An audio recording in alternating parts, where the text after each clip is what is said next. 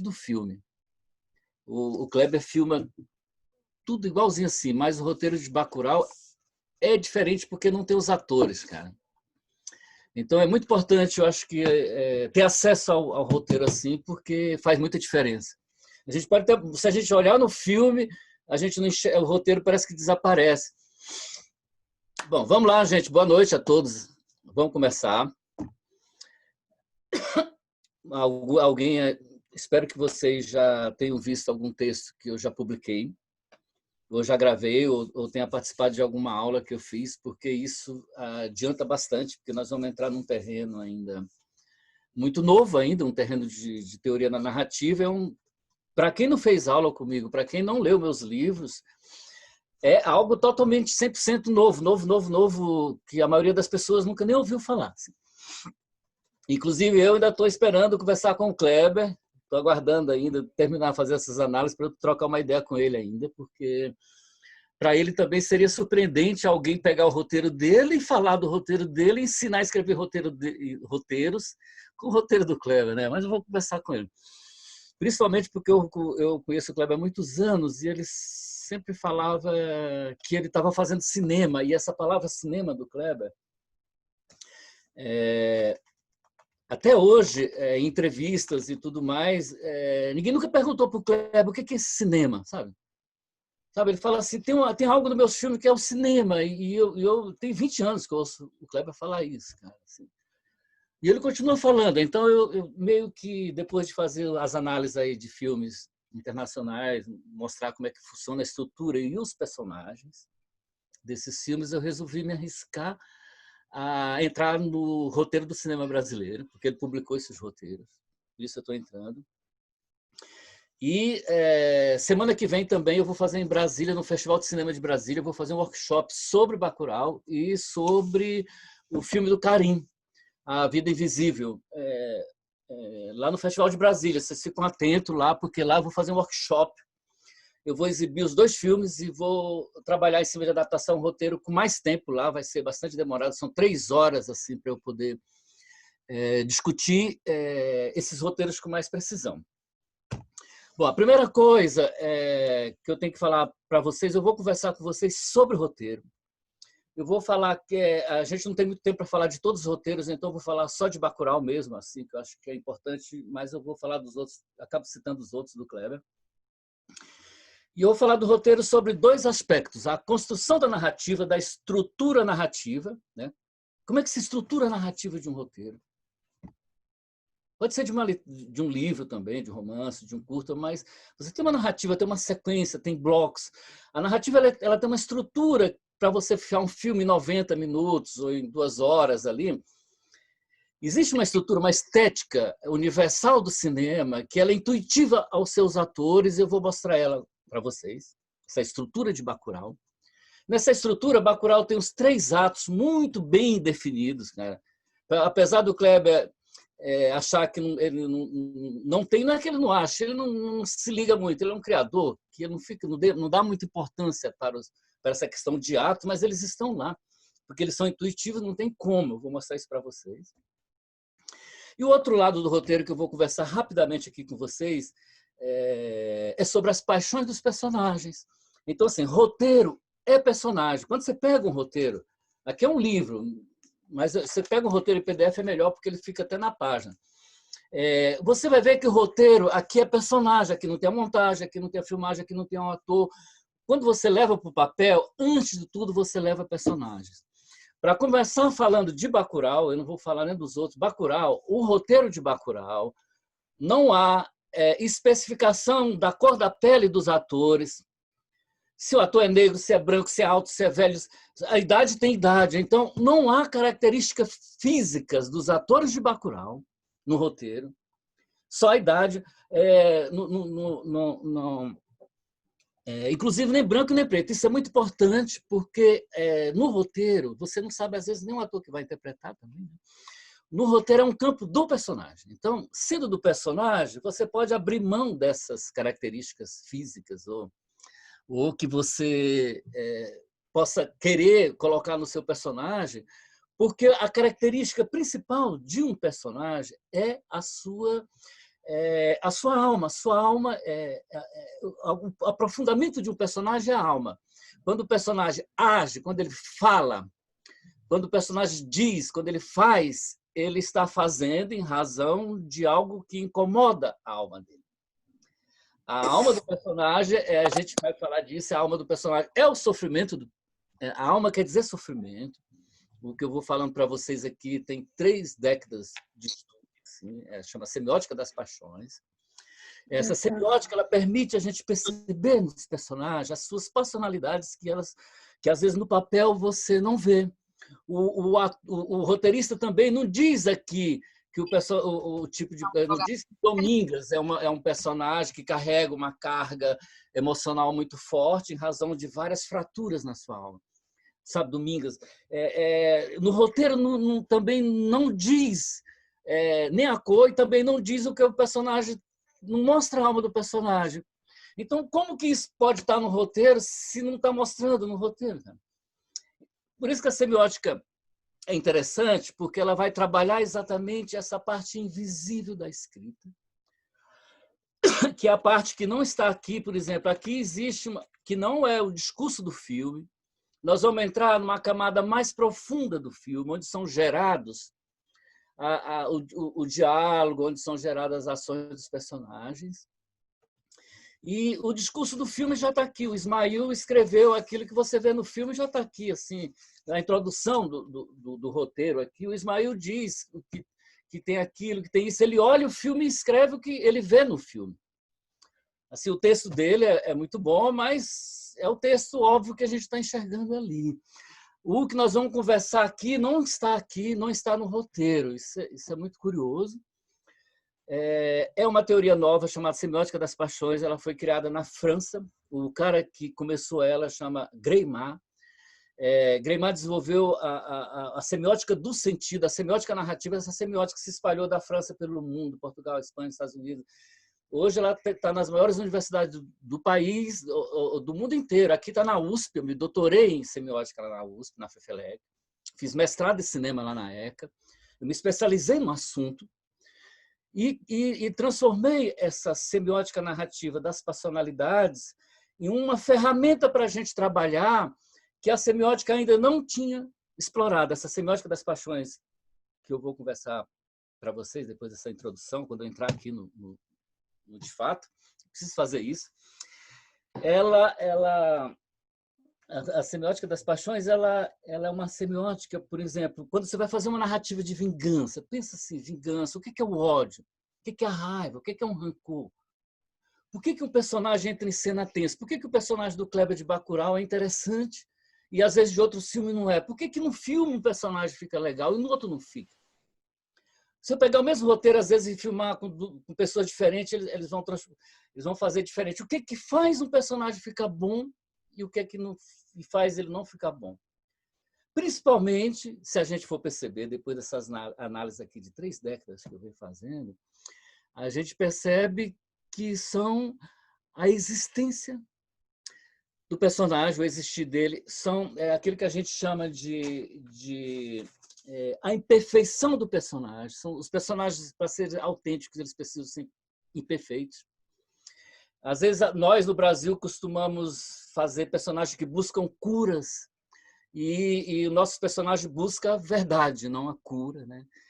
Então, é assim, para ser mais prático, a semiótica das paixões ela dá um arco na narrativa que vai de uma ilusão a uma verdade. Todos os personagens, todo o arco da narrativa é em busca de uma verdade. Então, você oculta uma verdade no primeiro ato, e a partir do primeiro ato você começa a revelar essa verdade e deixa para o terceiro ato a cena mais tensa e mais forte de uma revelação de uma verdade que você não sabia, que estava escondido nos outros atos. Então, assim, a estrutura narrativa e o personagem, eles se combinam. Você tem um cruzamento de uma estrutura narrativa e o personagem, a junção da estrutura e do personagem é que vem formar essa teoria que eu estou trazendo para vocês. Eu estou disponibilizando para vocês aí um PDF, né? Tem um PDF com 7 esquemas. Dentro dessa teoria, eu montei 7 esquemas que você consegue desenvolver uma boa história, um bom roteiro com esses 7 esquemas. Esses 7 esquemas, a maioria, pelo menos uns 3 ou 4 esquemas desses, é necessário estar em todos os filmes, mas alguns filmes, um tem o destinador, outro não usa o destinador, um é todo contratual, o outro pode não ser. Então, esses esquemas, eu demoraria muito tempo falando deles. Então, eles estão aí em PDF para vocês verem. Eu vou usar algum deles. Então, entre eles, a gente tem um programa narrativo. Quando eu vou fazer, por exemplo, o que é Bacurau? Bacurau tem um programa narrativo dos personagens, de como eles vão agir no roteiro. Sabe? Cada personagem vai agir de um jeito, cada personagem ele começa a desenvolver um programa de ação. Você precisa ter um programa de ação. Deixa eu pegar aqui o nome dos personagens os personagens pacote. Vamos começando dos personagens de Bacurau. Por exemplo, Domingas, que eu acho que é o personagem mais importante de Bacurau,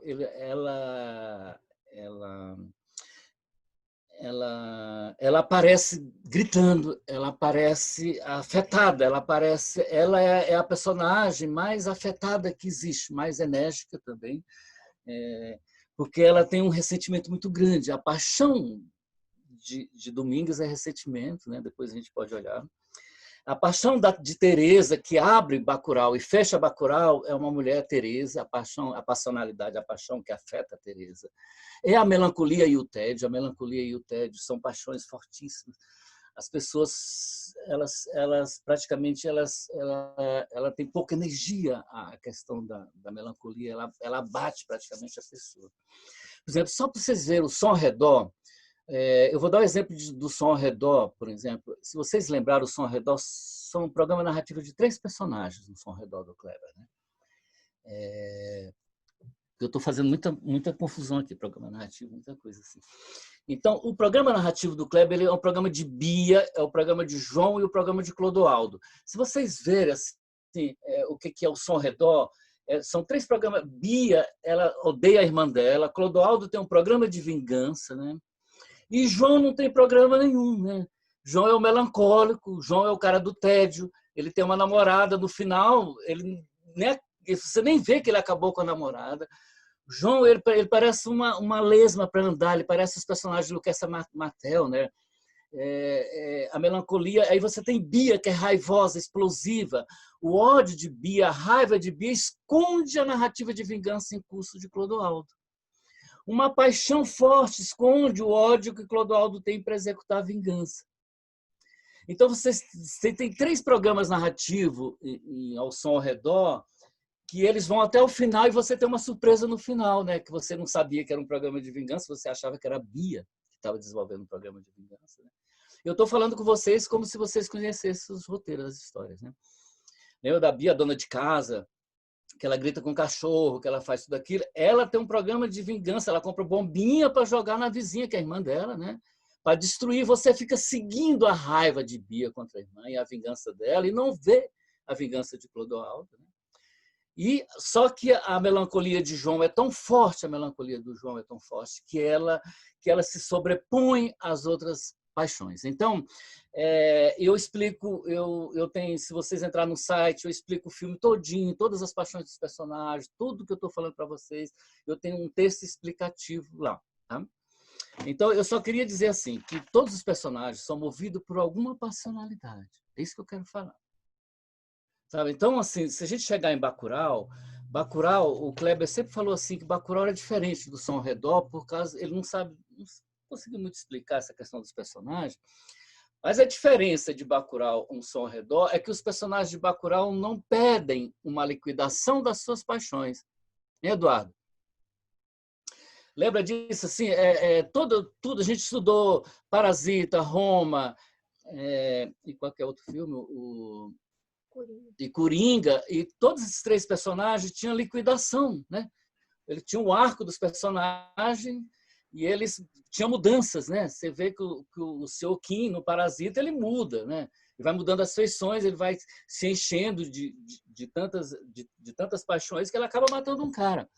Então, assim, há uma mudança. Em Bacurau, essas mudanças elas não ocorrem nos personagens. Os personagens, as personalidades afetam os personagens de Bacurau quase como um seriado, né? Sabe, assim, que se você pode fazer 3 filmes de Bacurau, os personagens estão ali, eles não se modificam. Se vier outro, eles se matam, do mesmo jeito, assim. É como se você estivesse fazendo um filme de Rambo ou de 007, assim. Os personagens não precisam, mas isso não quer dizer que eles não estejam acometidos das suas personalidades. Então, eu acho que então assim, o personagem principal que mais sensibiliza em Bacurau é Domingas, que é da atriz da Sônia Braga. Domingas, ela aparece xingando o personagem. A gente pode até mostrar aqui, eu vou mostrar para vocês aqui um pouco disso aqui, Domingas. Vamos concentrar. Domingas, ela tem um ressentimento muito grande. A primeira cena de Bacurau é com Domingas brigando, gritando, xingando uma mulher que já morreu porque ela tinha um relacionamento com essa mulher. Então, ela tem um ressentimento com essa mulher que você vê você vê esse ressentimento na personagem, sensibilizando ela. E, sabe, você enxerga, assim que você vai ver a raiva nos personagens. Você vê a raiva é a principal paixão de Bacurau, é a raiva, né? Só que a raiva é passageira, não é igual ao ódio. O ódio fica no personagem por muito tempo, mas a principal é a raiva.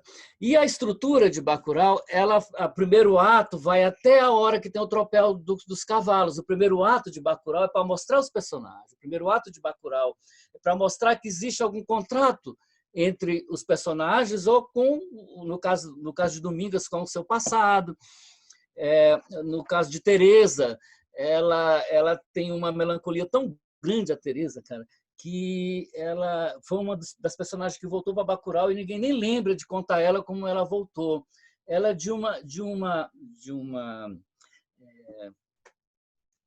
a potência dela é muito fraca. Quando ela quer transar com o pacote, que ela chama o pacote para transar, ela está buscando potência, não só sexo, ela está buscando a potência do pacote. É muito interessante isso. Então, assim, Bacurau, ela tem essa estrutura do primeiro ato, que vai até a cidade dormir. Passa o enterro, tem uma morte de uma criança, não tem a morte da criança ainda, só tem ainda os aspectos ainda de segredo da história. Na hora que tem o tropel dos cavalos, aí amanhece o dia, aí já tem outro ato, e você vai começar a descobrir os segredos que existiam no primeiro ato que você não sabia. O segundo ato é todo para isso. No terceiro ato é a hora que os gringos saem para atacar Bacurau. Então, a estrutura de Bacurau ela é montada... os 3 atos de Bacurau, deixa eu achar ele aqui. Se você pegar a minutagem de Bacurau, o primeiro ato vira nos 39 minutos e Coringa vira no 38 minutos. Olha, a maioria vira assim, parece que é uma coisa assim que é intuitivo, cara, mas todo mundo faz essa mesma virada. O segundo ato ele vai até 93 minutos, ele tem 54 minutos, porque o filme é mais longo. A gente chamada a parte de ação é sempre maior, o segundo ato. E o terceiro ato tem 32 minutos. Então, assim, mesmo que o Kleber não escreva seguindo os atos, ele organiza as suas histórias por esses atos. Então, assim, se você deixa eu pegar aqui um pouco que é o melhor jeito de conversar sobre o filme é assim. Eu acho o melhor curso, né? Live é muito pequena. O que a gente fala é muito complicado, é muito complexo. A gente não sabe se explica muito, se explica pouco. Muito, muito complexo. Então, assim, o que eu estou falando da estrutura de Bacurau, como é que se estrutura um filme assim? Isso é universal. Se vocês foram ver, essa estrutura que eu estou falando de Bacurau, vocês vão achar em Parasita, em Roma. Vocês podem olhar os outros vídeos que eu fiz, a mesma teoria que eu aplico em Parasita, Roma e em Coringa, eu estou aplicando aqui, a mesma teoria, tá? Eu consigo encontrar as mesmas densidades nos 3 filmes, nos filmes do Kleber. Não são todos os filmes que eu consigo isso, é muito difícil um filme acertar desse jeito. Então, vamos lá. Primeira coisa, estratégia de Bacurau. Qual é a primeira estratégia de Bacurau para poder surpreender o espectador? Existe uma guerra da água, tá? O que você vai ver no primeiro ato de Bacurau? Uma guerra pela água. Você não vai ver em nenhum momento algo que possa criar uma outra suspeita, que exista uma outra guerra em curso que não seja a da água. Então, o que eu vou falar para você desse primeiro ato é o seguinte: como o Kleber esconde a questão da água, e como ele vai mostrar depois a questão da água, e como a questão da água é só para tirar para tirar você, para surpreender você, para você achar que é uma coisa, ele mostrar outra. Então, quando os gringos aparecem, é uma surpresa se você cai, porque você está achando que você está lidando com a água. Os roteiros do Kleber não mudam, os diálogos são precisos, os atores interpretam os diálogos. Alguém escreveu aqui no final do livro que, não sei se foi o Ismail, que os longas, texto aqui apresentado, divergem em pontos cruciais dos longas, e eu não achei nenhuma divergência, que talvez alguém dissesse. E os roteiros dos filmes do Kleber, todos os 3 roteiros começam com um texto explicativo.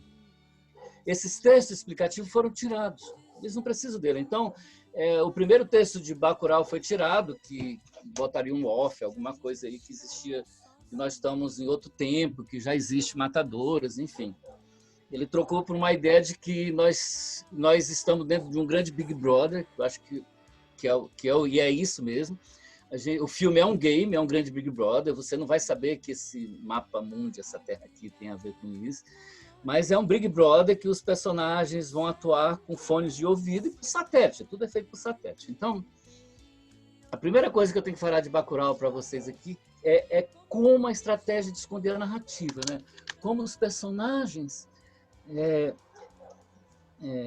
desenvolvem processo para enganar você, para depois mostrar outra coisa. Então, a primeira coisa de Bacurau que leva você é acreditar que você vai assistir um filme sobre uma guerra da água. Então, essa primeira cena, a primeira sequência é para mostrar a guerra da água, e a segunda sequência é para mostrar o enterro e a morte da Carmelita. Então, esse daqui a alguns anos já estava previsto. Tudo que está aqui, no roteiro só não tem um negocinho de Brasil do Sul, esses caixões também estão todos previstos. Porque há uma distopia muito grande, nós estamos num tempo que talvez uns 100, 200 anos aí para frente, né?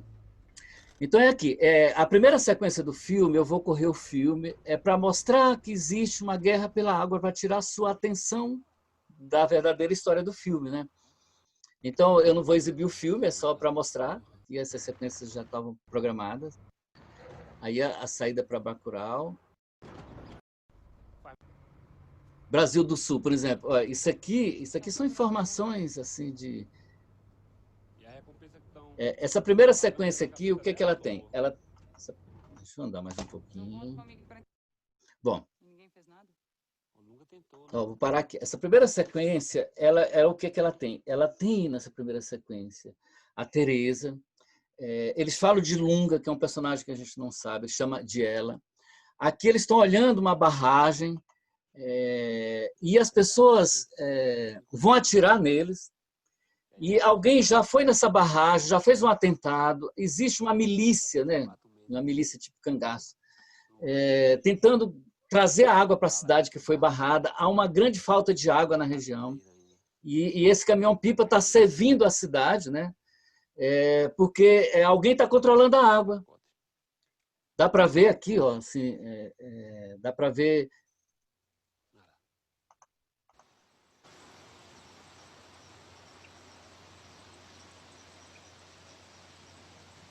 cara tirou aqui pra cima. Escroto. São uns otários, cagão, pô. Tá tudo cabreiro Então, aí. quando o cara te dá uma Agora vê um informação dessa movimento no estranho, fica roteiro, treinando pra sempre, pensando que faz menos. isso ele tá te levando... Bora. Bora. Quando ele te dá uma informação dessa no roteiro, ele está te colocando dentro de uma questão da água muito importante. Isso aí. Olha o legal seco aqui, ó. Você vê, tem muita referência com a água, é açudes secos. No roteiro, isso aqui já devia ser um aviso, porque aqui é um lugar que identifica todo mundo que chega em Bacurau. Isso aqui tem radinho, então. A questão aqui é a água, e a água, depois esse caminhão vai aparecer furado de bala, então agora é a apresentação dos personagens.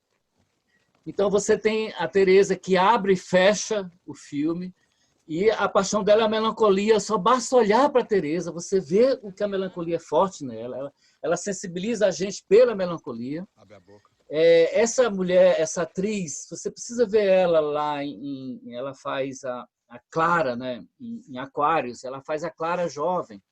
Você nem reconhece ela. Assim. Ela é uma boa atriz, ela é um belo de um achado.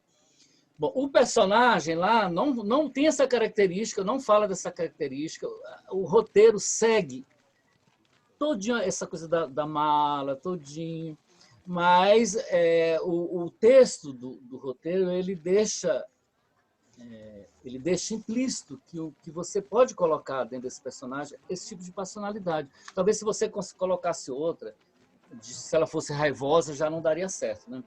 Bom, é só para dizer que os personagens não seguem um programa narrativo como Clara, em Aquários, que ela tem um programa de não se mudar, de não fazer curva. Clara, em Aquários, o corpo dela tem uma agressão, ela tem um dano, ela sofreu um câncer.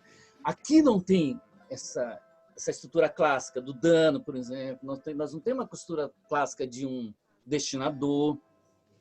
Mas nós temos uma organização narrativa de uma guerra, que é a guerra pela água, né? Se poderia chamar isso o filme. E a cultura ela acaba sendo um elemento que você incorpora na narrativa e incorpora e melhora os personagens. É uma coisa que você faz a mais daquilo que você já colocou no papel, tá? A cultura aqui é muito forte, nós não vamos discutir ela agora, tá? A cultura aqui ela tem a ver com a esperteza, tem a ver com o João Grilo Chicó, a cultura aqui tem a ver com o cordel. A cultura aqui é o quê? Quem que vence os gringos? A cultura, né? Os caras sabem esconder, eles têm uma competência. Se vocês quiserem saber o que é competência, por exemplo, olha isso aqui, olha esse personagem ele está afetado por uma paixão. Ela está assim porque ela é bêbada, não, mas ela está assim porque ela está xingando a mulher que morreu. E essa mulher é uma amiga dela e elas tiveram desavenças no passado, gigantescas. E uma foto reproduzida lá na frente, no primeiro ato ainda, tudo no primeiro ato, mostra uma das últimas cenas, mostra o contrato de Domingas com essa mulher que está morrendo aí. O primeiro ato serve para contrato. Por favor, entre no site, saindo daqui, vão lá e vejam o que é primeiro ato, o que é contrato. O contrato da Domingas. Quando termina o primeiro ato, termina tudo que é contratual. O segundo ato não se fala mais do contrato. Sabe que o contrato entre pai e filha é transcendente. O personagem principal, o que tem um dano mais forte é a Domingas. Domingas é um personagem que a gente diria assim que é mais perto de Clara, sabe, mais perto de Bia, do Som Redor, é Domingas. Então, Domingas tem um programa narrativo no primeiro ato. No segundo ato, as coisas mudam, né? Então, está aqui, isso é muito bonito. Lá no roteiro não descreve que esse cara é negro. Não descreve nada daqui. Isso é muito importante. Quando você está trabalhando no roteiro, você só descreve o que os personagens sentem, cara. Isso é muito interessante, porque o ator, quando ele vai pegar o roteiro, ele vai seguir um caminho que foi deixado no roteiro. Se você não deixar um bom caminho e o diretor também não souber trazer um bom ator para esse caminho, eu não posso nem citar aqui um filme brasileiro. São muito que, como o roteiro não tem um caminho para a passionalidade, o ator não soube expressar direito, então ele fica gritando dentro do filme, né? Então, assim, Bacurau tem toda uma história. Bacurau, o Kleber tentou não passar. Ó, isso é Lia de Itamaracá. Quem ia dizer que Lia de Itamaracá seria Carmelita? Pô? Lá no roteiro não fala nada. Inclusive, Lia de Itamaracá, ela só tem uma cena como morta, né? E depois ela aparece pro gringo lá na hora que ele vai morrer. E só fala que ela é linda, né? E a beleza dela é essa beleza negra bonita, né? O Kleber só escreveu assim, ela é linda, né? Não falou se ela é branca, loira. Bom, isso aqui é um enterro, é a cultura, está aqui. Com os contratos. Bacurau é uma cidade que vai lutar contra a cultura de Bacurau contra a cultura dos estrangeiros, né? Vamos chamar assim de estrangeiro. Bom, olha essa paisagem, essa música. Eu não vou entrar em música, eu não vou entrar na música Cinema Novo, eu não vou entrar em Glauber Rocha, eu não vou entrar nos planos também. Há muito plano baixo. Olha, essa questão da água, ela toma um comprimido aqui, mais uma vez a água aparece aqui. Então, a água aparece no caixão, nós vamos ver a água em várias formas, a água vai aparecendo para tirar você de uma narrativa que está escondido no primeiro ato, igual a Parasita. Parasita, você entra, a família pobre de Parasita entra na mansão, olha o satélite aí, já são um sinal, seria um sinal de que alguém poderia estar vendo eles, assim, você não sabe. Em Parasita, quando a família pobre entra, ela não sabe que tem no porão, né? Mas existe uma pintura na parede do cara lá do porão. Existe um fantasma na casa e a criança tem um problema sério com esse fantasma, né? Ó, são 18 minutos, tá? 18 minutos, essa é a sequência inicial. O Kleber gosta de falar que os atos dele é assim, mas é legal mesmo, você faz a sequência inicial. E agora nós vamos ter a sequência da cidade, né, da feira, nós vamos ver como é que a cidade sabe esconder. Vai chegar o prefeito aqui, né? Bonito, se eu fosse estudar os personagens aqui, culturalmente era muito interessante. Damiano é um cara raizeiro, né? Tem o puteiro, tem a Domingas, é um tipo de personagem que às vezes pela questão de alcoolismo, dos danos, nunca sabe. Eu sou do interior, já vi muitas pessoas indo para o interior, inclusive um amigo meu era enfermeiro e era alcoólatra, coitado, acabou morrendo. E ele foi para uma cidadezinha lá do interior, exatamente, saiu de Goiânia para lá para poder... Bom, pacote, está aqui os personagens, mas por enquanto é só a apresentação. Bom, deixa eu mostrar uma coisa aqui muito interessante, que como que a gente vê essa questão da sensibilização do personagem em cena, por exemplo. Assim, quando você coloca... Ó, você tem que... Inclusive, o número 6 não sou eu. Tô levando crédito de graça. Pacote é um Só não matador. reconhece que não te conhece. Tu viu, foi? Isso não é coisa pra você ficar vendo, não, viu, Madalena? Todo mundo viu, pai. A Madalena é uma adolescente, né?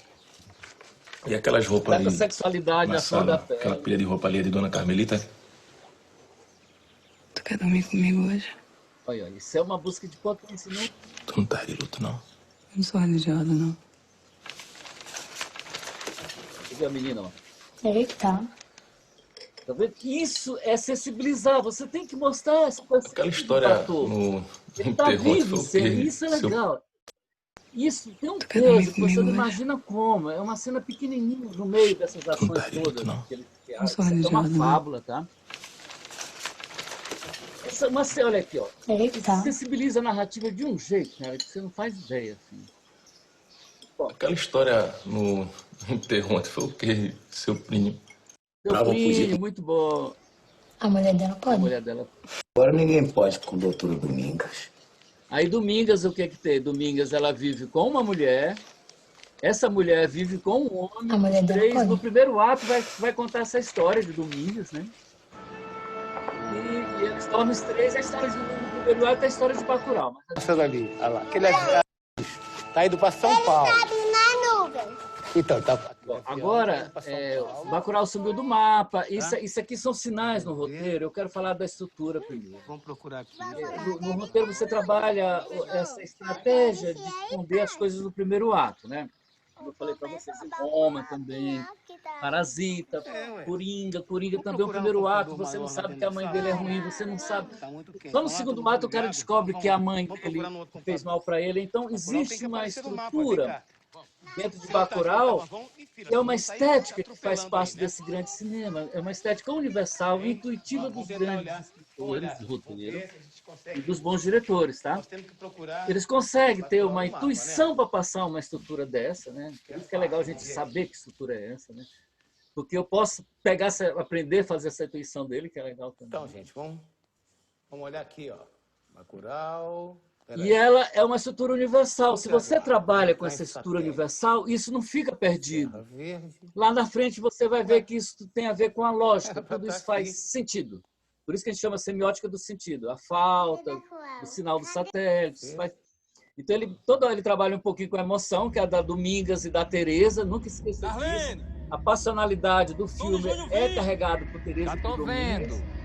Pessoal, na área, hein? Isso aqui era para se desconfiar. No roteiro, você desconfia muito rápido.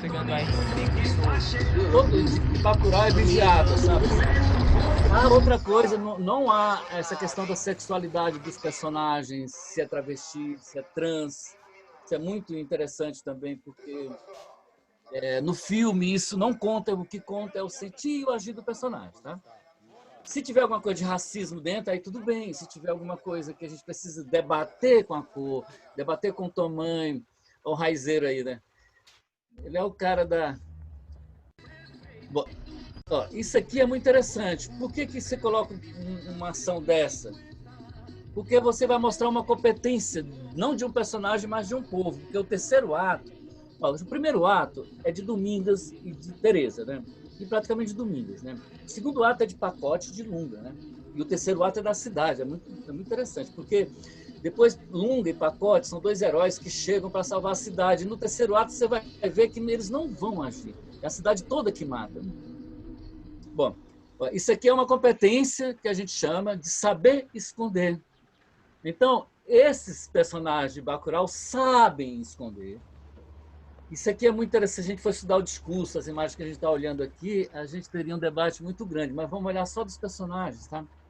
Por enquanto, dessa estrutura, por que se está fazendo uma cena assim?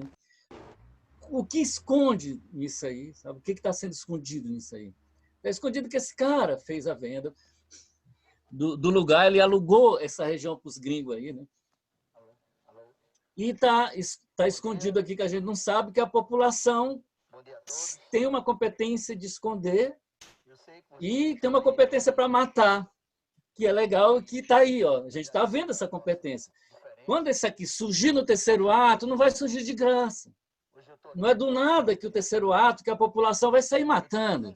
Não é assim. Você tem que preparar o pessoal, mostrar que eles têm competência para matar. Isso é muito interessante. Depois estudem, pegue os... Vão lá no site lá que eu tenho, veja o que é competência, performance, está tudo lá explicando quando o personagem, no momento que o personagem precisa ganhar competência, se ele não ganhar competência, ele vai buscar no destinador. Sabe, se essa cidadezinha, ela não precisa de nenhum protetor. Vocês perceberam que ela não precisa de um destinador lá, que vem um Jon Snow, por exemplo, que venha lá e vem salvar todo mundo. Não? Bom, tá aqui, assim. Com a cultura local. Olha, esse cara é o tipo... Eu conheço uns caras de Recife, tem esse tipo, assim. Cara, é engraçado isso. Até o jeito do político. E ele é político de Recife. Muito bom. É uma característica... Como é cultura? Olha, só para lembrar vocês, assim. Parasita é cultural, igual o Bacurau, tá? Igual o meu, até a pedra. Parasita usa a cultura, usa os valores, igual o Bacurau usa. Coringa usa também. Aquela dança do Coringa, uma dança americana. Aquela dança faz parte da cultura americana. Em Roma, você, desde que começa Roma, você já começa a imaginar que alguém vai morrer em Roma. Tem cruzes, tem coisas acontecendo, estranho em Roma. Há uma morte, mas a morte no México é cultural. Tudo que os personagens de Roma passam, tudo que rodeiam eles fazem, é cultural tanto quanto o Bacurau. Então, você usa a sua cultura para fazer essas estratégias. A gente usa a cultura para criar estratégias narrativas também. Tudo a cultura está presente. Do jeito que está presente em Bacurau, está também nos outros 3 filmes que eu faço uma análise. E Domingas aqui, realmente, ela rouba o filme. E ela é essa personagem que vamos dizer assim, é a personagem que sensibiliza, principalmente o primeiro ato do filme, é ela. Não é só porque ela é médica, e ela tem essa dupla, quando ela bebe é de um jeito, né? Quando ela caçã é outra, né? Isso é muito legal, bêbado no interior, é muito legal, só na cadeira xinga, na hora que para de beber vira um anjo. Isso é um folclore, olha aqui, olha a capacidade, isso aqui é muito legal, ó.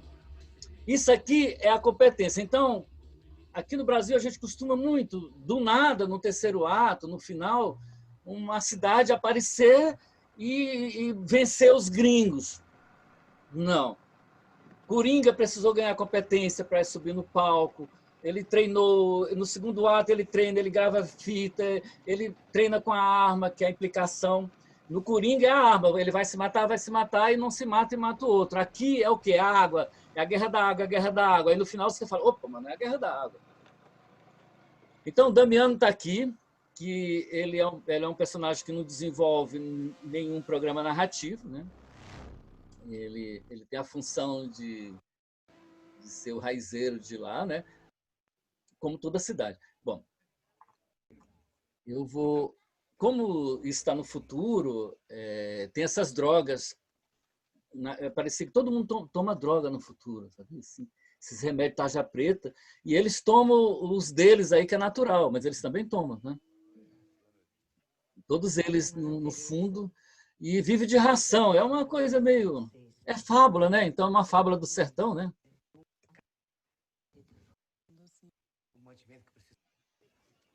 A prostituição, bom, estão todos os elementos aí, assim, da dor. Aí vamos fechar o ato aqui em 40 minutos, só para a gente ver como é que essa estrutura faz. Olha aqui, ó. Isso é muito importante. Quando eu encerro, ó, pronto, Domingas. Ó, isso aqui, tá vendo essa cena? Ela é uma cena que não é do roteiro, tá? Essa cena, tem duas cenas no filme que são cenas de montagem, tá? Se eu tirar isso aí, cara, não faz a menor diferença. Foi colocado na montagem. Na montagem, a pessoa quer dar um reforço a mais de que vai vir alguma coisa e põe uma cena dessa que o que é essa cena aqui? A cena da mulher, da primeira cena do primeiro ato. Ó, isso aqui, eles estão antecipando o começo do primeiro ato. Quando aquela mulher chega no Damião, o pessoal atiram nela, ela leva ela para a cidade, e é essa mulher que está estirada aí, tá? Então, o que eles fizeram? Eles trouxeram, em dois momentos no filme, há coisa de adição. Ó, isso aqui é a passagem, ó. Olha o que é que eles criaram. Eles criaram uma cena. É a passagem do primeiro e do segundo ato. É uma surpresa. Vamos esperar.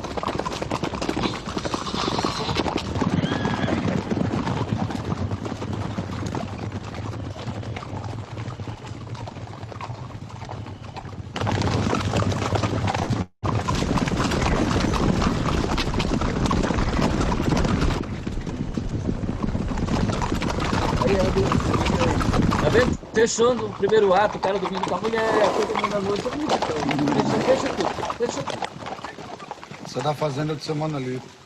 Pronto.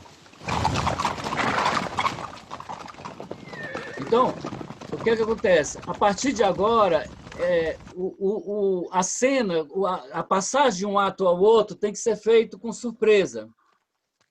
Quando você passa de um ato para o outro, então, a partir de agora, por isso que a gente chama de primeiro ato, olha só, nos 39 minutos, foi organizado o chamado contrato com todo mundo, o que eles têm, as personalidades de cada um. Agora, a gente não mostra mais isso, tá?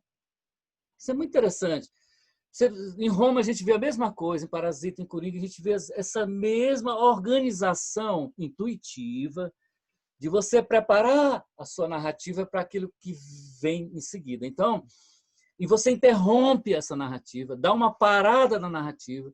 Em Roma, você para o personagem mesmo. Assim, o personagem dá uma parada, há uma perca de cognição no personagem. Aqui não tem isso, porque não é um filme de personagem, assim, é um filme de um grupo, né? Assim, tanto que o Kleber tinha muito receio, né?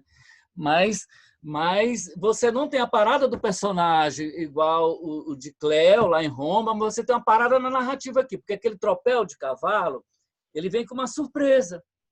Na hora que vem ele, você fala, o que é isso aqui? De noite, você vem, surpreende todo mundo. A partir de agora, a gente vê o chamado ação, onde os personagens vão mostrar competência, onde a verdade que estava escondida começa a ser revelada. É muito importante. No Brasil, a busca dos personagens pela verdade praticamente é quase zero. É central do Brasil. É muito pouco filme onde os personagens buscam a verdade. Normalmente, os roteiristas, os atores, eles criam o que eles querem para os personagens. Eles fazem o que bem entendem no personagem, no discurso, mas todo bom personagem, isso aí a gente já comprovou várias vezes, eles buscam verdade. Olha aqui, o segundo ato já muda, aí já tem bala. O segundo ato já muda tudo. Agora é a água, agora entra pacote. Aí chega o pacote, aí eles falam que o plano de pacote é um plano do western, né? Porque o espaguete, o western é italiano, né? Tinha esses planos grandes assim de...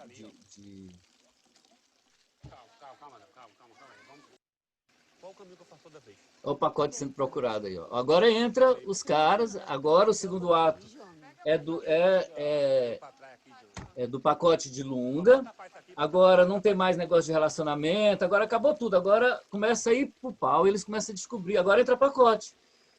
Aí você já tem a impressão que a guerra da água está aí, quem que está fazendo isso aí? É claro que são aqueles caras que estão lá na represa da água, né? Depois aparece uma carcaça de tubarão, vocês viram lá? Mais uma referência da água, tá? Então, o filme te leva o tempo inteiro para um caminho, cara. E depois ele te surpreende. Olha lá o que é a surpresa, entendeu? Agora começa, eu vou andar aqui, tá? Eu vou correr, porque senão a live fica muito grande. Então, vocês viram ali, agora vem a parte que a gente chama de ação, aí chega todo mundo, ainda não sabemos quem são esses caras, mas a população já provoca, ela não é boba. Pena que ela não sabe o que é bacurau. Bacurau é uma das aves mais escondidas que existe, cara. Sabia? Bacurau é uma coisa que muito difícil de ver. Alguém vê, todo mundo ouve o bacurau, mas nunca vê.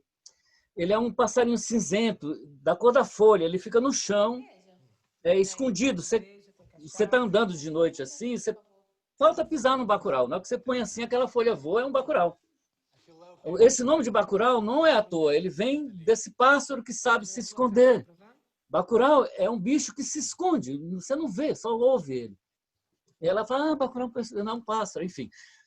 Vamos esquecer, está aqui, isso aqui faz parte do game, eu não vou entrar nessa questão agora, eu vou entrar na questão da estrutura, assim. Lá no festival e no curso que eu vou fazer agora em janeiro, eu vou dar um curso longo. Aí eu vou fazer esse filme todinho, eu vou fazer mais de 6 longas, eu vou exibir, e mais 3 séries, assim, para a gente estudar. Aí eu vou entrar no filme brasileiro, a gente pode ir mais. Agora, só para dar uma ideia de uma estrutura, que é universal, que os filmes bons possuem, tá?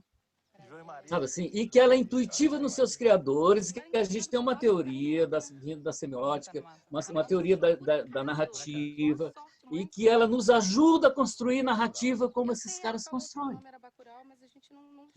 Porque elas não são aleatórias, elas fazem sentido. Bom, agora nós vamos aqui, vamos até terminar o ato, aí vai chegar...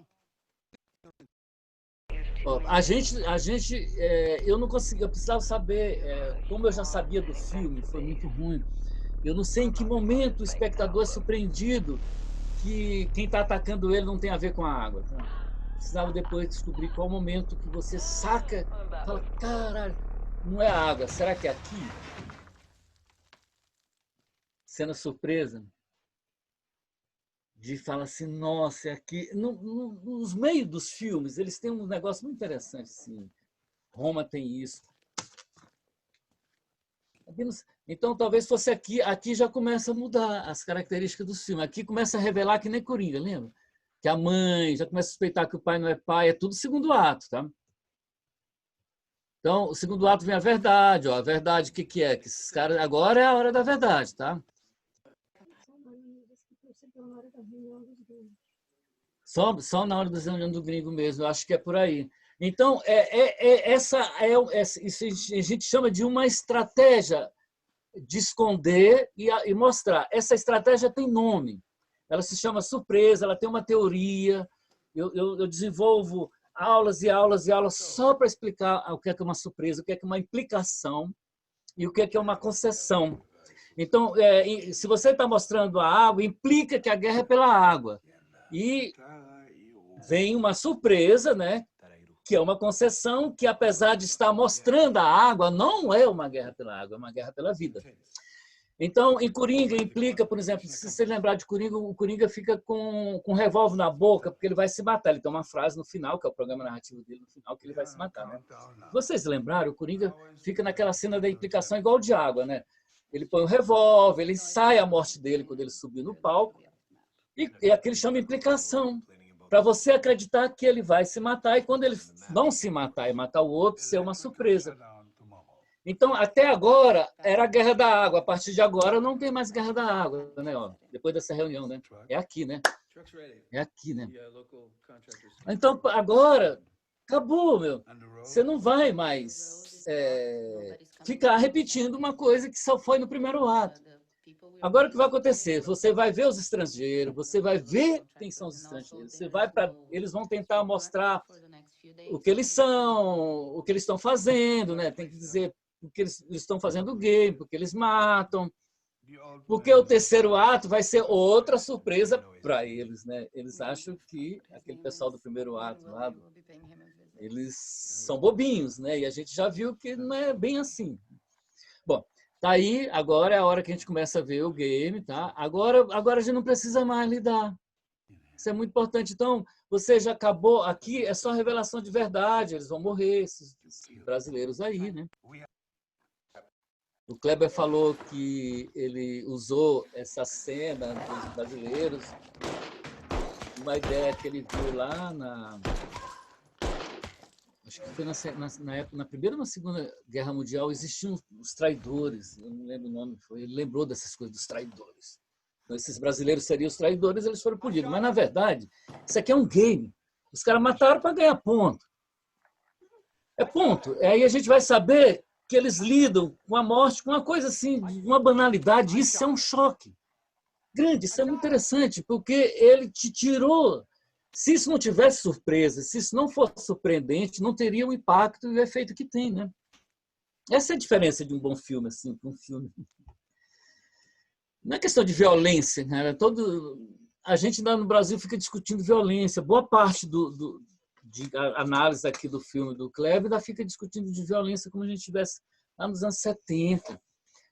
Claro que a violência é importante, mas quando você fica só discutindo violência, você não enxerga o que está por trás, você não enxerga o que rodeia. Você fica só nesse discurso. Parece discurso dos anos 90, né? Assim ainda. Mas, enfim, a violência está aí de qualquer jeito, a gente não pode escapar dela, né? Eu não sei se seria violência esses caras matar as pessoas desse jeito. Isso não é questão de violência, né? E nem falta de empatia com o ser humano, né? E no Brasil nós temos uma questão da alteridade, né? Que é quase uma estética. Olha isso aqui, ó. Isso aqui tem a ver com a água, né? Lá, que aí já teve água, né? Enfim, vamos... Aqui também, ó. Isso aqui, cara, são os grandes cangaceiros, cara. Esse cara é o Lampião, rapaz. É o Lampião de hoje, é o Lampião da água, né? É o Lampião do sertão. É muito interessante isso. Olha isso, vazia, a metáfora da água. Só que agora já não é mais aquela outra que a gente pensava da guerra. Bom, tem a história do Lunga, né? Que foi um cara que está matando, são matadores, mas essas histórias também, cara, esses heróis, eles não vão ser heróis. No final, o herói vai ser a cidade. É mais uma surpresa. O Lunga também, ó, os dois já tiveram alguma coisa aí. Os dois são cantadores, um é rapper. O Pacote é um justiceiro, né? Urbano. O clipe dele, ele mata uns 6 ou 7. O Pacote é um justiceiro urbano e o outro é um justiceiro aí da água, o Lunga, né? Aí o Pacote, que a gente descobre quem são os caras. É a hora o segundo ato para descobrir as verdades, né? Boa ou ruim, começa a descobrir verdade. Verdade. Aqui vai morrer uma criança no final do ato, né? E a cidade começa a se preparar, a cidade acha ainda que pode achar ainda que os caras sejam até é muito importante assim, até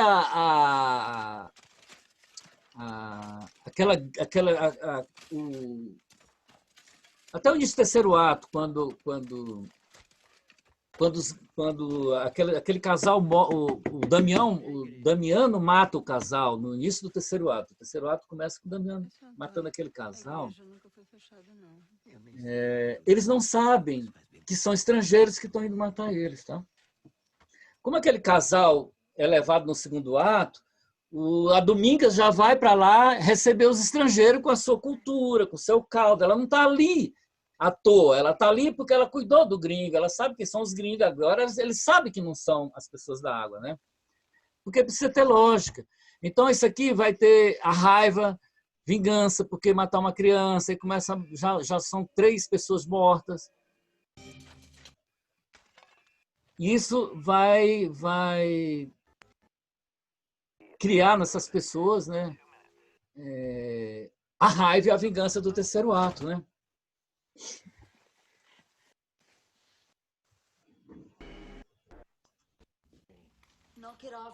Bom, vamos lá. Essa discussão aqui é muito interessante. São discussão de valores e são discussão de valores.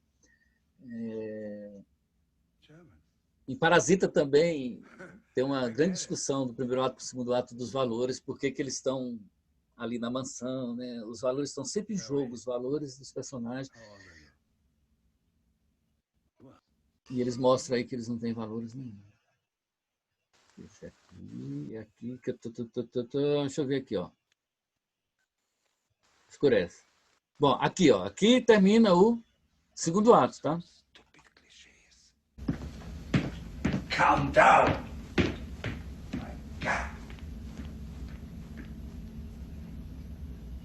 Aí escurece, dá uma pausa, muito legal.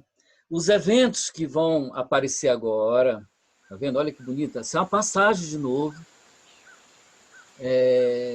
Eles não fizeram igual o tropel de cavalo, ficou bonito. Era uma chuva, mas o tropel de cavalo achei lindo. Da chuva também uma bela passagem de tempo. Olha só. É a passagem para o terceiro ato, tá?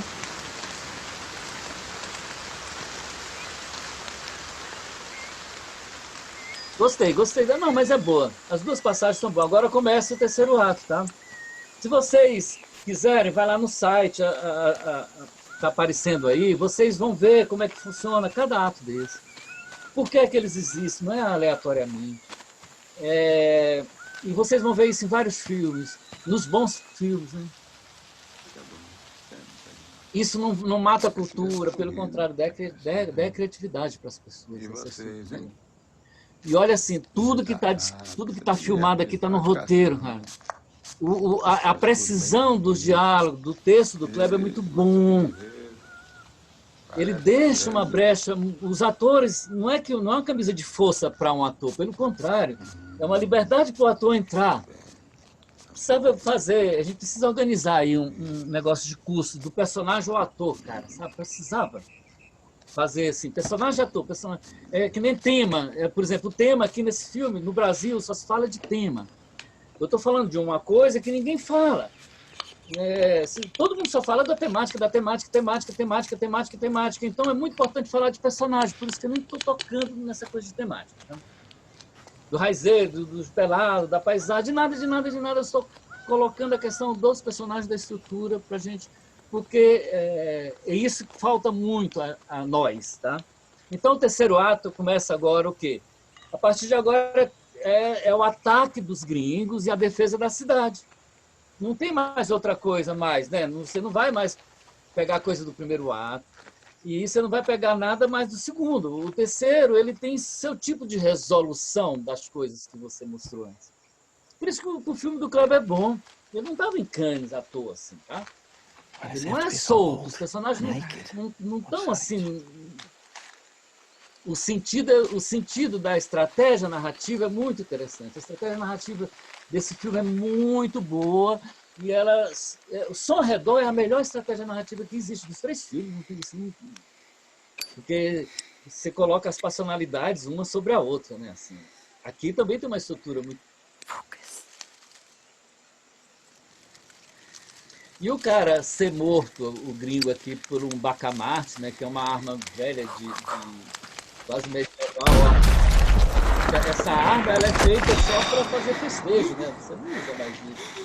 Olha o bacamarte. O cara matou, isso aí todo mundo vive. Isso é uma estrutura de western, que eles chamam, mas não é.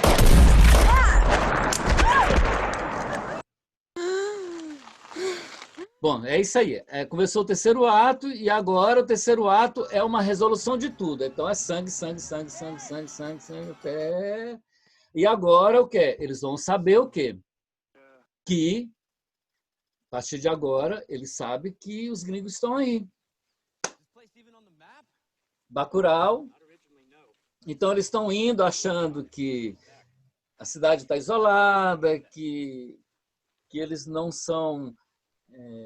que eles são inofensivos, eles não dão muita atenção para uma carcaça dessa, né, de bala, devia dar, né? Avisa o que não falta, né?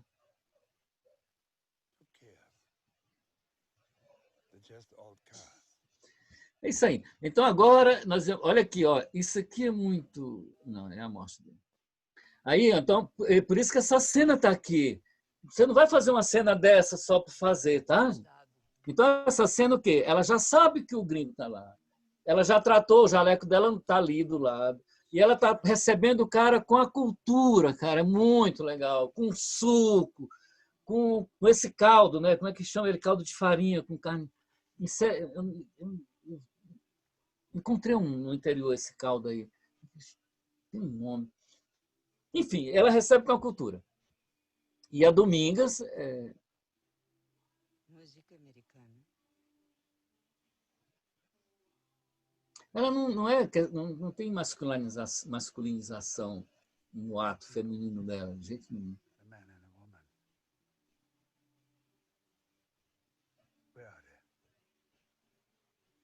Por que vocês estão fazendo isso? Mas ela é líder da cidade, né? Ela é espécie de líder, e esse lugar aí ficava os caras vigiando, agora fica ela. No roteiro tinha uma cena que ela tinha uma faquinha guardada aí, sabia, cara? Mas não precisou usar a peixeirinha dela, sabia? Que ela tinha uma peixeira aí? Que ela não foi assim tão, que ela ficou com essa peixeirinha guardada, assim, sabe? Se o cara fosse para cima dela, ela furava ele, mas não teve necessidade. Tá aí, ó. Agora ela sabe, agora o cara já viu. O cara não mata a mulher, enfim. Agora é isso aí, vai ter a sanção final, que a verdade, a sanção que a gente chama, o terceiro ato a gente chama de sanção, o primeiro ato a gente chama de contratos, que são os contratos de organização. E a apresentação dos personagens, os personagens são apresentados pelos seus contratos, pelas suas personalidades, pelo jeito que eles são afetados, né? Os danos dos personagens estão ali. O Kleber ele tira essa questão do dano, eu acho que é interessante tirar. Em Aquários, de Clara, a Clara começava com câncer ali, ele tirou. Assim. Bom, tá aqui, vou encerrar, tá? Porque eu acho que agora aqui é só surpresa mesmo da cidade. O que eu acho que muito legal aqui também é que você, lá atrás, você achava que...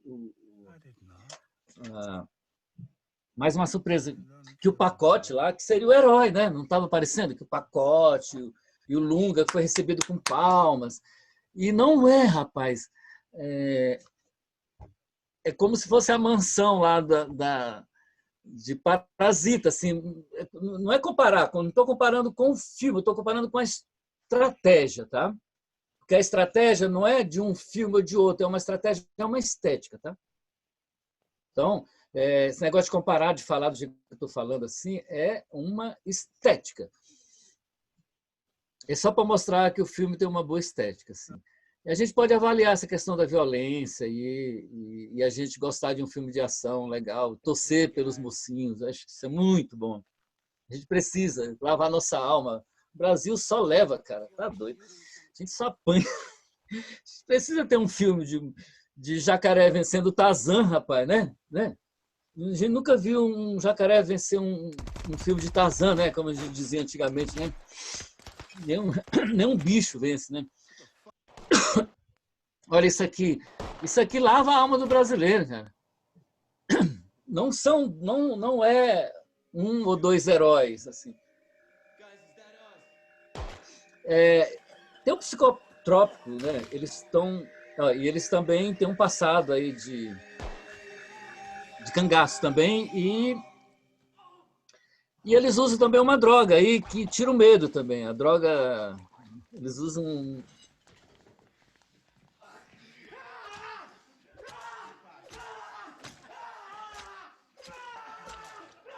Ó, essa é uma raiva. Isso aqui não é ódio, não é vingança, essa é uma raiva. É uma raiva, porque o cara matou os 2 amigos dele, assim, é uma raiva, tá? Ele só tem raiva, é um sentimento de raiva. Ele foi possesso ali, não tem outra coisa, não é igual a Domingas, tá? E não é igual a Teresa. Cara, essa atriz, ela...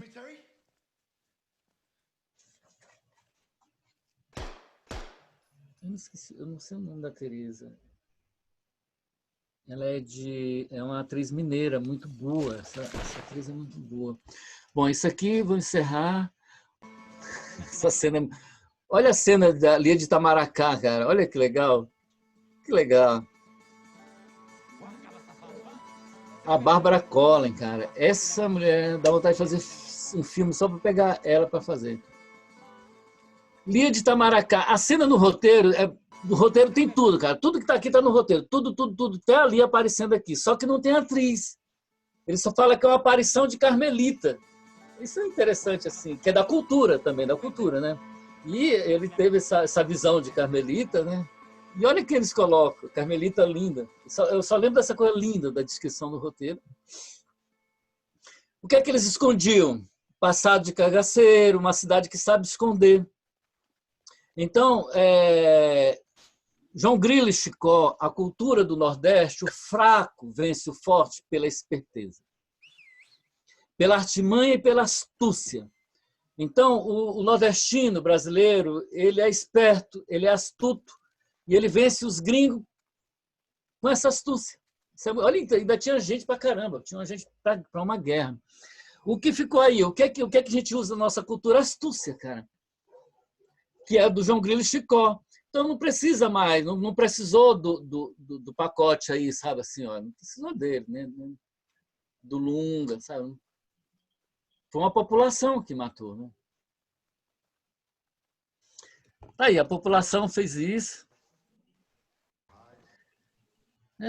E termina com a tristeza da Teresa. Gente, como ela tem uma expressão de melancolia, de tédio, de tristeza tão grande, a Teresa.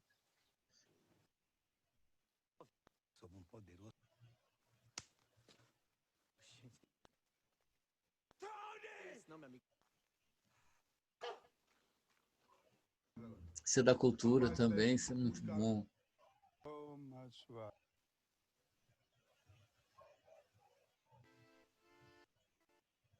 Mais um enterrado no passado.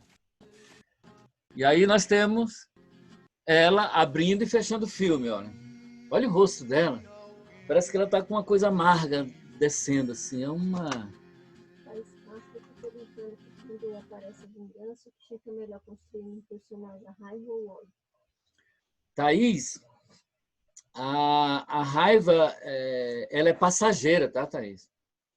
E a vingança, o ódio é o alimento da vingança. A paixão da vingança é sempre o ódio. É muito difícil alguém fazer um ato de vingança sem ter um ódio acumulado durante muito tempo, tá?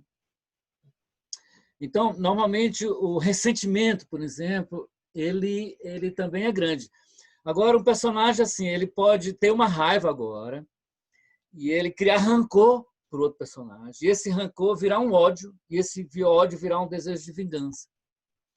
Geralmente, o personagem não sai da raiva para a vingança. Então, se a gente for analisar as narrativas de vingança, como do Kleber, por exemplo, o Som ao Redor, uma narrativa de vingança, né? O começo do filme do Som ao Redor, eu te falei assim, que os 3 roteiros foram tirados, 3 sequências, né? Inicial dos 3 roteiros. Do Som ao Redor, a primeira sequência era dos pais do Clodoaldo sendo morto. Existia um dano pré-estabelecido que geraria o ódio em Clodoaldo e geraria um desejo de vingança para reparar um dano que o cara causou. E ele tirou. E isso foi muito interessante ele ter tirado aquilo, porque a narrativa de vingança, o ódio que a gente vê é de Bia. A narrativa de O Som ao Redor que acontece é a narrativa de vingança de Bia contra a irmã. Então ela esconde a do Clodoaldo, o ódio do Clodoaldo não precisou mostrar e foi uma surpresa no final. Bom, isso é muito corrido. Eu acho super ruim fazer isso aqui. A Samarami está perguntando se a vingança pode ser sentimental, psicológica, sem ser física. Tipo no filme coreano Old Boy, onde a vingança é mais psicológica do que realmente física. Não existe nem vingança nem psicológica e nem vingança física. Tá? Vingança é um sentimento. Vingança é uma passionalidade. Não é psicologia, não é físico, né? Vingança é um sentimento, tá, gente? Como o ódio é um sentimento que dura na pessoa, tá? E é por isso que a vingança é fria. Eu tenho uma aula sobre vingança, que é o Senhor Bombita, que é do filme argentino, né? Que a gente mostra quando o cara tem raiva, quando ele tem fúria, o Seu Bombita, né? Quando ele explode tudo, ele quebra tudo, não é como é o nome do filme? É o Relatos Selvagens, que é todo feito na fúria, sabe? Aí para você ver como é que funciona, para ver que não é psicológico, que não é nada disso. Aí o Seu Bombito, o que é que ele faz lá do Relato Selvagem? Que é o cara que explode um estacionamento, porque ele recebe uma multa.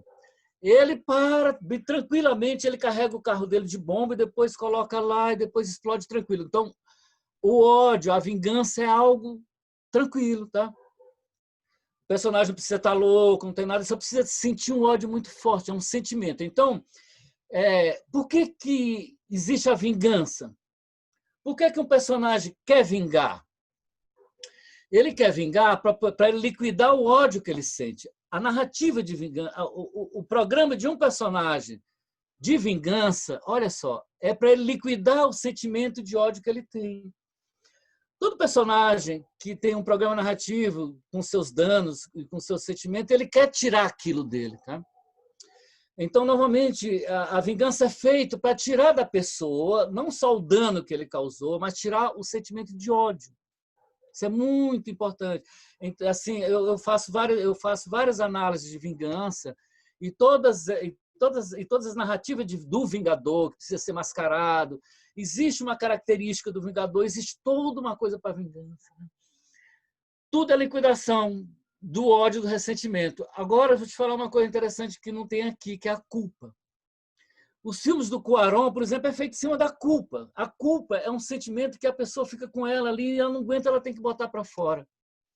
Então, se a Cleo, por exemplo, lá no final do filme lá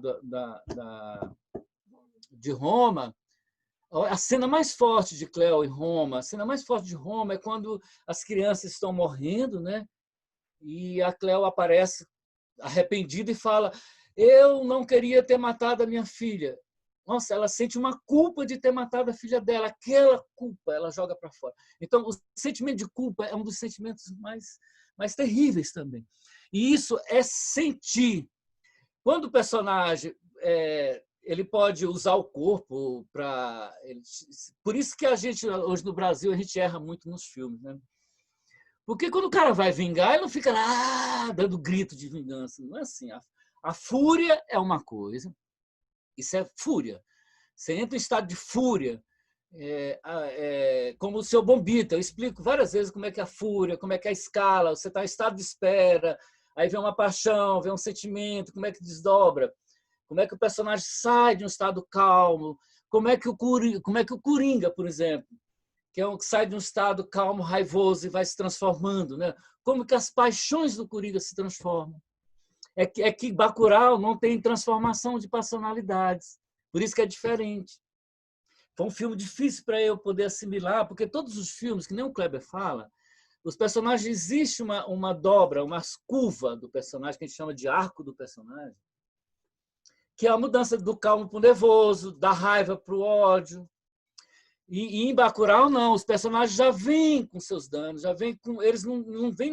A Dona Domingas não quer liquidar o que ela sente. Todo aquele ressentimento que ela tem pela morta lá, que ela xinga, ela fala tudo, ela tem um problema sério com aquilo, mas aquilo não vai acabar. Ela não está ali para liquidar aquilo. A Teresa não está ali para tirar o sofrimento da cara dela. O filme da Teresa, ela começa com aquele jeito, porque os personagens são imperfeitos. Gravem isso. Todo personagem bom precisa ser imperfeito. Não é para buscar perfeição. Quem busca perfeição já muda a narrativa, tá? Não era para em Bacurau, Domingas terminar o filme alegre ou mudar alguma coisa. Não é para Teresa, que começa triste e termina triste, mudar, cara. Isso se chama imperfeição. Um bom personagem, a gente vê ele imperfeito, sofrendo, fazendo besteira. Não é para a gente fazer ele uma coisa perfeita, porque senão a gente não vai estar criando algo meio fake, como a gente costuma fazer aqui, tá? Tem outra pergunta aí, assim, porque as personalidades dos personagens, elas hoje, a gente tendo as personalidades dos personagens, a gente não precisa mais se apoiar tanto nessa questão psicológicas em lugares que não é a psicologia. Quando eu estou trabalhando com Coringa, por exemplo, aí eu já trabalho com a psiquiatria, não vou nem trabalhar com a psicologia. Quando eu trabalho, por exemplo, personagens de Parasita, por exemplo, olha o personagem do garoto de Parasita, ele tem um dano terrível, ele não consegue passar na faculdade, ele tem problema de estudar, ele não entra na faculdade, mas ele tem uma inteligência, né? Ele tem um dano que ele carrega aquela pedra com ele, aquela pedra não sai dele. Toda a merda de Parasita é feita por causa daquele garoto, do Ki-Hu lá, que tem um dano forte nele, aquilo se chama dano, e que faz acontecer várias coisas. No Coringa, o dano do Coringa não era loucura, era o estupro, né? Então, a gente, assim, o dano do personagem causa nele uma sensibilização. Normalmente, se a gente quiser saber como o personagem sofre, vamos ver qual é o dano dele. Às vezes tem, em Bacurau é diferente, mas está lá a Carmelita. Nós só temos Domingas, na verdade. Mas se a gente for ver, por exemplo, em Aquários, não. A análise de Aquários, se a gente estivesse fazendo aqui, cara, é totalmente diferente, porque Aquário tem um dano, tem um personagem querendo liquidar aquele dano. Em Aquário, nós temos a Clara dominada, o cupinha da Clara. A Clara é o cupinho, é uma coisa terrível.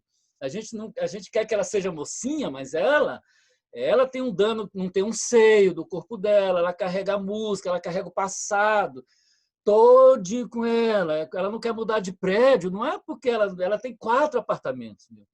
É uma birra dela, ela é o cupim. Então, assim, Clara tem uma curva para fazer, que ela se recusa a fazer. E a Clara, em Aquários, por exemplo, a curva dela é só de uma raiva para uma fúria. Ela termina o filme furiosa, joga as coisas lá, e ela fala assim, eu prefiro dar o câncer. Só que ela não pode dar. Isso é só ela, é só a fúria dela. Ninguém pega o câncer de outros. Ela fala assim, eu prefiro dar do que ter. Isso não tira dela o câncer, né? Isso é interessante.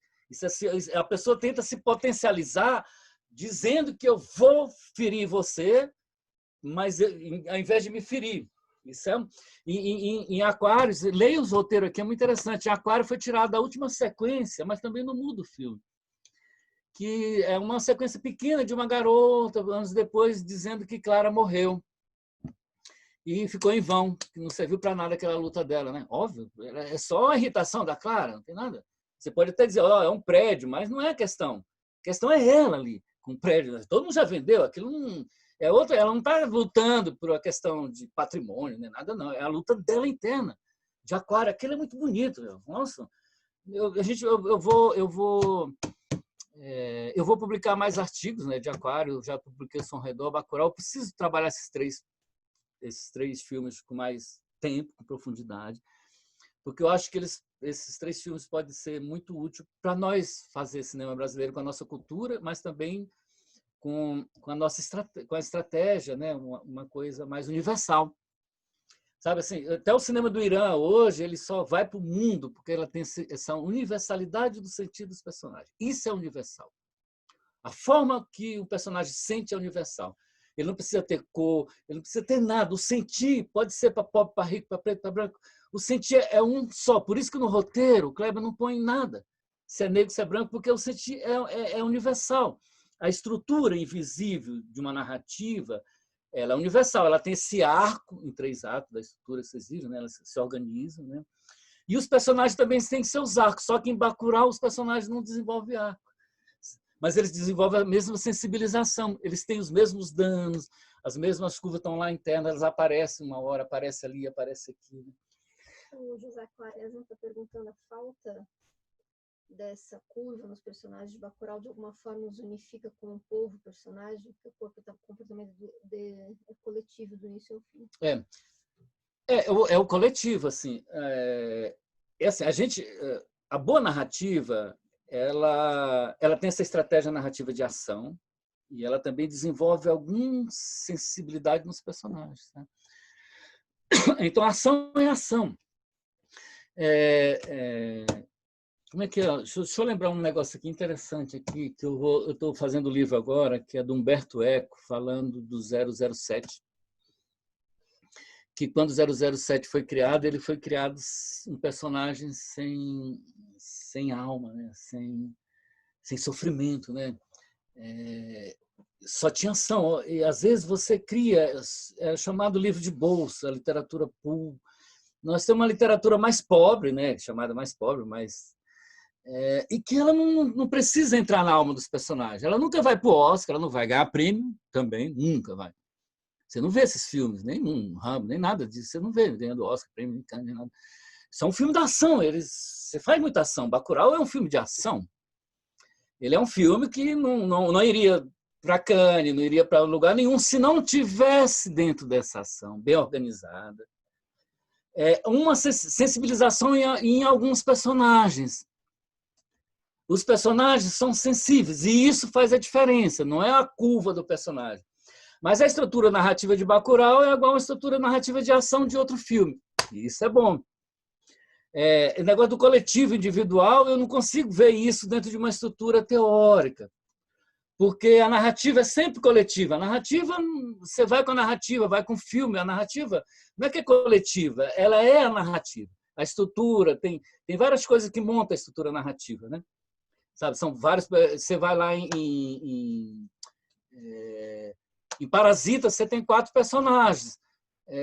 Mas isso não quer dizer que é o bloco. Assim. Quer dizer que a história é contada, independente de quantos personagens você tem. Em Coringa, você só tem um, que é o Coringa, e lá você tem 4, e a história se transcorre do mesmo jeito, na mesma estrutura de 3 atos. Não importa se você tem 10 em Bacurau, 1 em Coringa, a estrutura sempre obedece a critérios de estrutura. E os personagens sempre obedecem aos critérios sensíveis da sua alma. É que assim, eu preciso de uma aula só para sofrimento. Como é que a alma, como é que sofre, como é que é um dano, como é que a gente identifica um sofrimento de um personagem, como é que a gente chega naquele personagem para ele estar sensível em cena. Existe maneiras da gente ir atrás. Então, assim, existe o corpo narrativo e o corpo do personagem. Em Roma, é uma exceção, porque Roma é um dos melhores filmes, assim, acho que desse século, acho que logo vai ter outro assim, mas vocês não fazem ideia o tanto que Roma eu consegui mostrar, por exemplo, a sensação no cinema. Né? Peguei Gilles Deleuze, que ele faz a sensação na pintura, eu consegui mostrar Roma. Roma é todo guiado por 2 personagens. A história praticamente não existe, você não consegue pegar a história, mas mesmo assim, o arquétipo primeiro ato, segundo ato, terceiro ato em Roma existe, feito pelos personagens, é muito bom. Sabe, é o ponto de virada do personagem, é uma surpresa. Lá em Roma você tem a surpresa, você tem a ilusão, como é que chama? A sensação. Quando você tem quando você tem um acontecimento surpresa, isso resulta numa admiração ou numa percepção. Admiração, você fica cega, né? Que nem Roma, Cleo fica cega lá pelo apaixonado. ou no primeiro ato, e o segundo ato de Roma, se a gente lembrar da mulher do cara, de Cleo e a Sofia, né? Se você lembrar de Roma, Sofia, na hora que o marido vai embora, Sofia fica olhando o marido embora, ela tem uma sensação e ela acaba tendo uma percepção de que aquilo é o fim de um casamento. Aquilo é um ponto de virada, aquilo é uma coisa que é uma estrutura organizada interna no personagem, invisível do personagem. É um filme muito especial, Roma. Se Roma só não ganhou o Oscar de melhor filme naquela época por causa que ainda era Netflix depois. Mas é assim, Bacurau realmente é um filme excepcional. Ele usa a nossa cultura assim com toda a força. É um retrato de um Brasil assim formidável, mas é antes de tudo uma estética de cinema. É uma estética bem organizada como narrativa e uma estética bem organizada como personagem. Tem vários filmes, quando eu estou dando aula, às vezes aí, eu consigo pegar filmes. Como é que é o nome daquele quadrado? The Square. É o que eu não tenho memória, né? É muita coisa para lembrar. The Square. The Square é desses filmes assim que só passa ação. The Square é todo temático. The Square é um filme temático sobre as pessoas que não têm empatia, aquela coisa toda. Eu falei, caramba, esse filme assim, e tá ali os personagens. Eu falei, será que não vai ter nenhum desenvolvimento afetivo mais forte para quebrar isso? A última cena de The Square é o cara que briga com essa questão de empatia, né?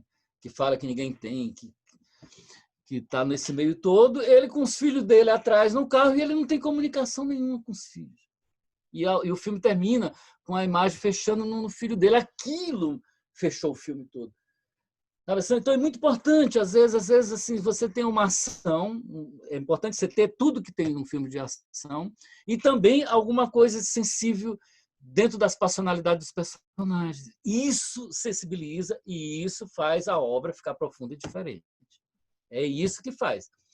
Você pode ter a estrutura de ação que eu falei, primeiro ato, segundo ato, todo filme tem. Estrutura de personagem complica mais um pouquinho. Tem um filme super idiota, assim. Como é que é o nome daquele filme que eu lembrei agora, assim, que não Gilmage,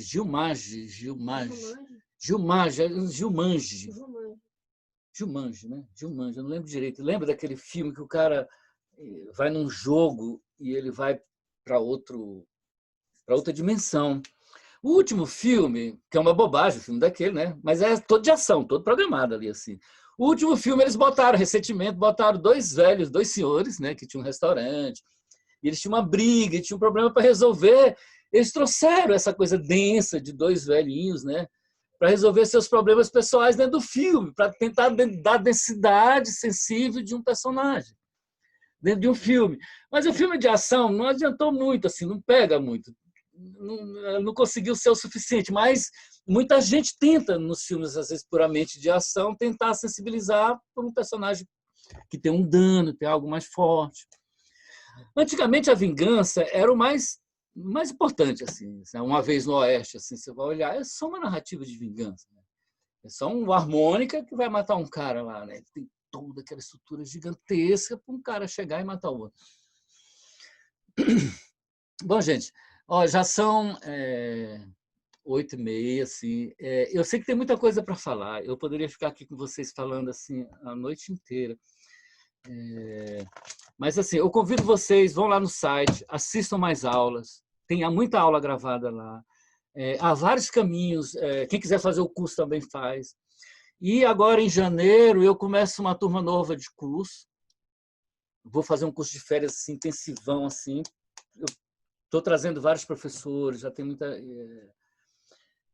E agora no Festival de Brasília eu vou exibir Bacurau lá e vou fazer uma coisa mais profunda, né? E vou trabalhar com a vida invisível, cara, do Carim, a pedido deles lá.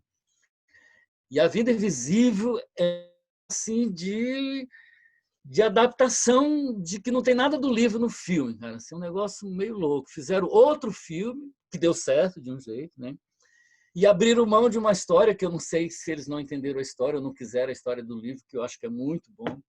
Aquela mulher com aquele segredo, aquela vida invisível, fabulosa. E eles não quiseram, recusaram aquilo, criaram outra articulação. Mas Brasília, eu vou falar do filme do Carim de um jeito muito carinhoso também,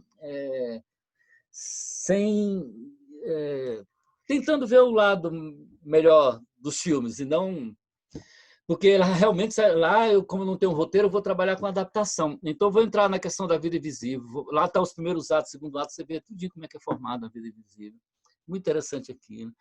Aí você vai ver como é que um personagem que era melancólico, que era, você vai ver esse personagem aqui, que é da Teresa, lá na Vida Invisível, que era para estar lá e não está, que é do livro. A personagem do livro é a Teresa, da Vida Invisível. E a personagem da tela é outra, né? É umas coisas malucas aquilo lá, mas é uma bela discussão daquela. Como que no livro é um personagem, né? Deleuze falava uma coisa muito interessante, chama o ato da criação. Se vocês quiserem ver um vídeo chamado Ato da Criação, Deleuze discutia muito essa questão ele discute lá como que Dostoiévski é adaptado para o japonês, para o Kurosawa. Como é que o Kurosawa adapta Dostoiévski? Se dá certo, Dostoiévski, né? No russo, lá no japonês. Para o Deleuze, assim, Kurosawa teria a mesma sensibilização sobre a urgência da alma que nós estamos falando, como Dostoiévski. Mas, na verdade, ele tem que ter, para ele poder pegar o mesmo personagem que estava na literatura do Dostoiévski e passar para o filme a mesma alma do personagem.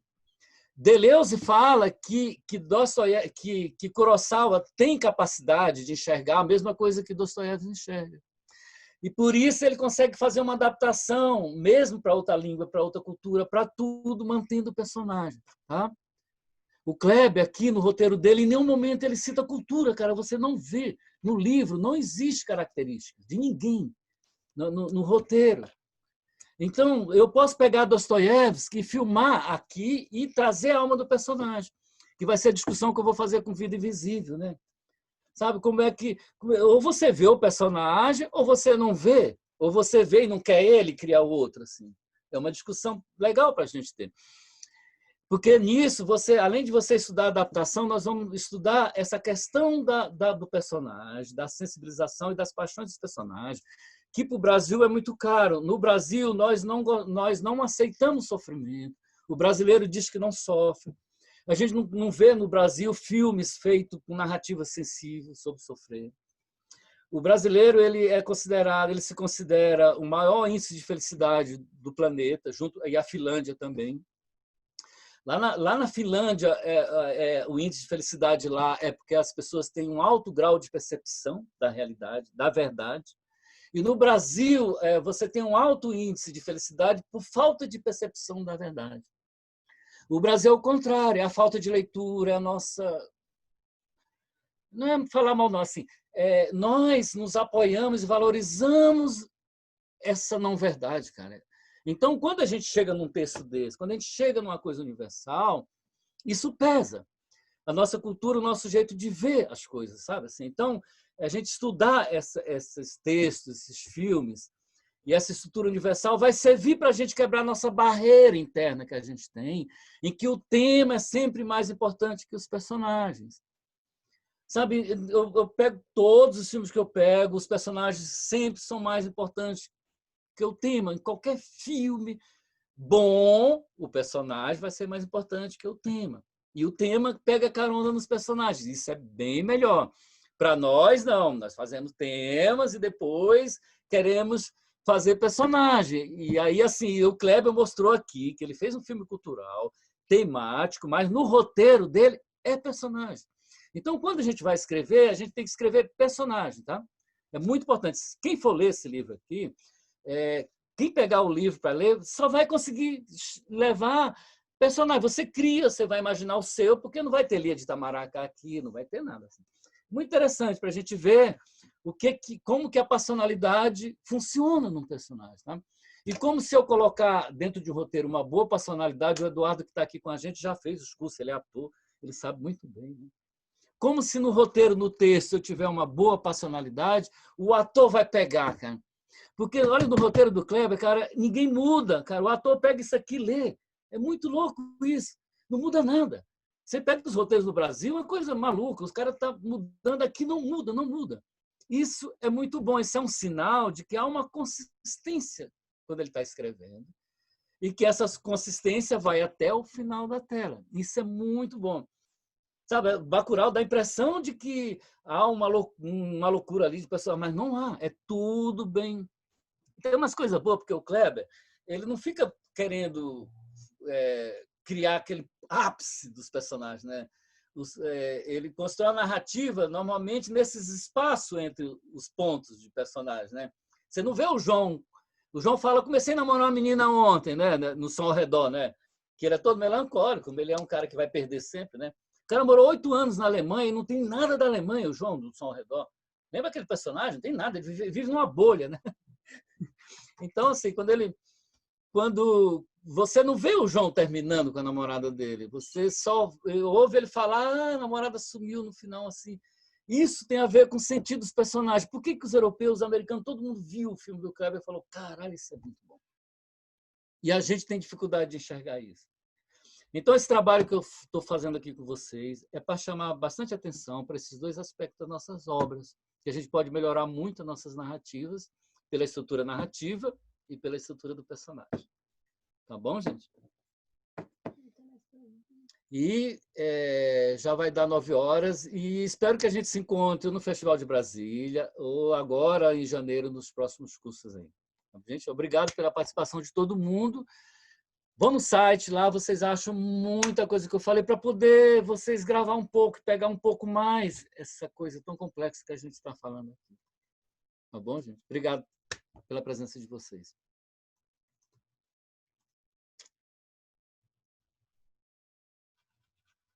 E me manda e-mail aí também, qualquer coisa eu posso responder vocês depois, não tem problema nenhum, tá bom? Boa noite.